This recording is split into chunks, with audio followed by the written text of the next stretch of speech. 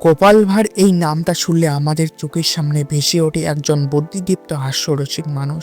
লোককথা অনুযায়ী গোপাল ভাঁড় শুধু রাজদরবারের ভাঁড় নন, তার নাকি একজন গিন্নি ছিলেন। হ্যাঁ, অনেকেই গল্প, নাটক ও টিভি সিরিয়াল ধারাবাহিকে গোপাল ভাঁড়ের স্ত্রীর নাম শোনা যায় পার্বতী, অথবা সহজভাবে গোপাল ভাঁড়ের গিন্নি। এই গিন্নির সঙ্গে গোপাল ভাঁড়ের মজা, ঝগড়া, খুঁটিনাটি আর বুদ্ধির টানা পড়া লোককথা খুবই জনপ্রিয়। কার্টুন, যাত্রাপালায়, এমনকি আধুনিক টিভি সিরিয়ালও গোপাল ভাঁড়ের গিন্নির চরিত্র গোপাল ভাঁড়কে আরো মানবিক করে তোলে। কিন্তু এখানে শুরু হয় আসল প্রশ্ন, গোপাল ভাঁড় কি আদৌ বাস্তব ছিলেন?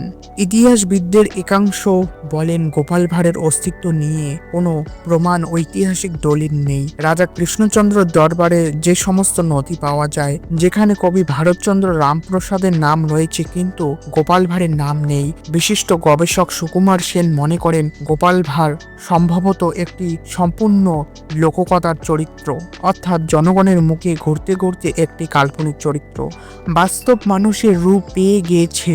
তাহলে প্রশ্ন দাঁড়ায়, যদি গোপাল ভাঁড়ের গিন্নি নিশ্চিত নন, তাহলে তিনি সম্ভবত গোপাল ভাঁড়ের গিন্নি বা পার্বতীর চরিত্র। পার্বতীকে গল্পের আর আকর্ষণীয় করতে যোগ করা হয়েছে। এই চরিত্রের মাধ্যমে দর্শকদের পেয়েছে হাসি, রসিকতা এবং একটি ঘরোয়া পরিবেশ।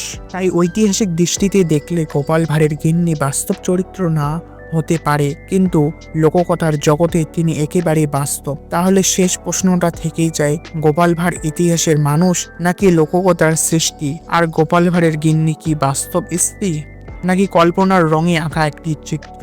উত্তরটা ইতিহাস খুঁজেছে, আর সিদ্ধান্তটা আপনাদের। তাই ভিডিওটি ভালো লেগে থাকলে একটি লাইক দিন, আর চ্যানেলে নতুন হয়ে থাকলে সাবস্ক্রাইব করুন আর বেল আইকনটি ক্লিক করুন। ধন্যবাদ।